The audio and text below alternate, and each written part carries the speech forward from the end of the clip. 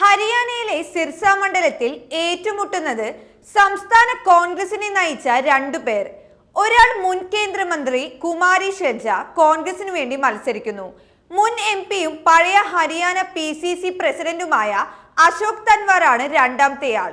കഴിഞ്ഞ തവണ കോൺഗ്രസിനു വേണ്ടി മത്സരിച്ച അശോക് തൻവാർ ഇക്കുറി BJP സ്ഥാനാർത്ഥിയായാണ് കളത്തിലിറങ്ങിയിരിക്കുന്നത്.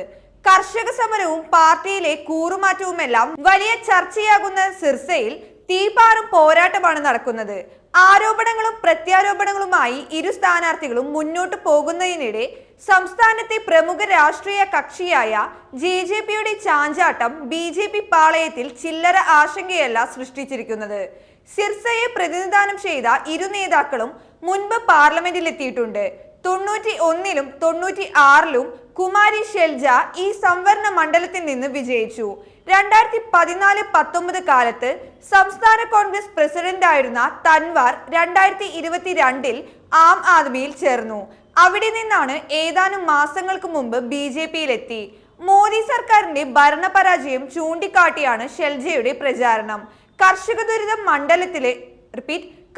ദുരിതം മണ്ഡലത്തിലെ വോട്ടർമാരുടെ സ്വന്തം അനുഭവമായിരിക്കെ നിങ്ങളിൽ എത്ര പേർക്ക് 15 ലക്ഷം രൂപ കിട്ടിയെന്ന പരിഹാസ ചോദ്യവുമായാണ് അവർ ഓരോ പ്രചാരണ യോഗത്തിലും സംസാരിച്ചു തുടങ്ങുന്നത്.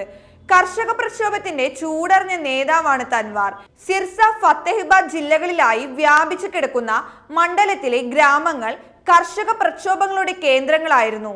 ഇവിടെ പ്രചാരണത്തിനെത്തിയ തൻവാറിനെയും സംഘത്തെയും കർഷകർ തടഞ്ഞു. ഇതിനുശേഷം പോലീസ് സംരക്ഷണത്തിലായാണ് അദ്ദേഹം പ്രചാരണത്തിനിറങ്ങുന്നത്. ഇതോടൊപ്പം സ്വതന്ത്ര MLA മാർ കോൺഗ്രസിന് പിന്തുണ പ്രഖ്യാപിച്ചതും തൻവാറിനെ സമ്മർദ്ദത്തിലാക്കിയിട്ടുണ്ട്.